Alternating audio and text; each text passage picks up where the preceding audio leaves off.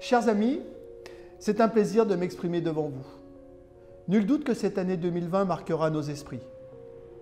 Nous avons dû à la Fédération, dès le début de la période de confinement, réorienter cette dernière en utilisant naturellement le travail à domicile, en réorientant l'ensemble des cours de l'École supérieure de l'immobilier en distanciel. Vous êtes 4700 à l'avoir suivi. Et puis nous avons dû nous mettre en mode commando pour négocier les ordonnances, négocier les accès aux mesures d'aide à nos entreprises, être en permanence dans un aller-retour entre nous et le gouvernement. Je crois pouvoir vous dire que la Fédération a joué son rôle. Je crois que ce rôle a été unanimement reconnu, bien au-delà d'ailleurs du milieu de nos adhérents. Nous avons même dû apporter une aide à certains réseaux qui le sollicitaient parce que notre information était certainement la plus fiable.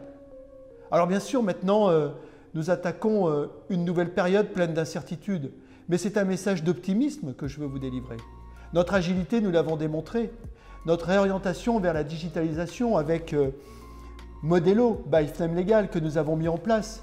15 000 actes ont été signés rien que sur Paris avec Modelo, avec FNEM Vision pour vos assemblées générales de copropriété en distanciel.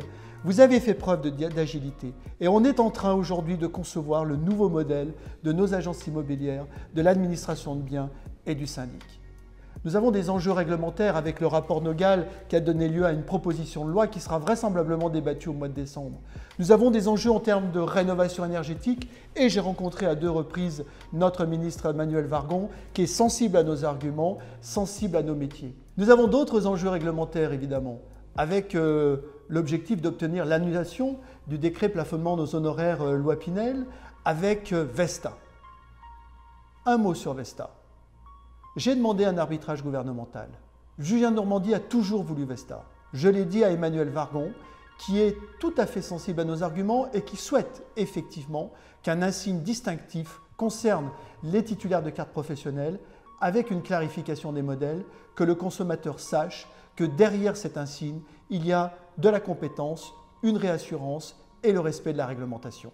Et je vous le dis, nous allons réussir. D'une façon ou d'une autre, nous allons réussir à avoir cet insigne. Même si nous devons négocier, nous l'aurons. Alors, et je terminerai par là, moi j'ai confiance dans l'avenir. La Fédération a prouvé, au travers même de ses chambres, et je tiens à féliciter tous nos présidents, qu'elle était au plus près de ses adhérents, même dans les moments les plus difficiles. La Fédération a prouvé qu'elle savait parler juste et légitimement, même si cela dérangeait. Et la Fédération est en train de prouver qu'elle a une vraie vision métier et qu'elle la met à disposition de ses adhérents. C'est un message d'optimisme que nous devons porter et tous ensemble nous devons lui montrer notre confiance dans l'avenir et le fait que nous sommes incontournables sur l'ensemble du secteur immobilier en tant que producteur du service de logement. Je vous dis à bientôt.